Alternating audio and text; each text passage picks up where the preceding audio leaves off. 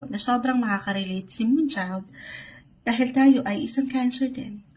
Hindi nagiging madali itong mga nakalipas na linggo.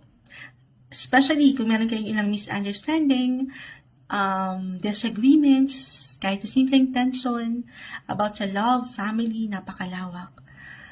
Eto na, mas magaan yung enerhiya ngayon. Okay? Lalo pa kung umaangat talaga ng kusa sa inyo, yung willingness din na mas maging magaan, mas kalma yung inyong connection. May pagka-healthy ang inyong family or, love, the lovers. Mas klaro ngayon. This is the best month na magplano rin para sigurado sa pag-travel ba ito, yung aking na-mention, yung mga gusto nyong mapuntahan or matutunan, why not?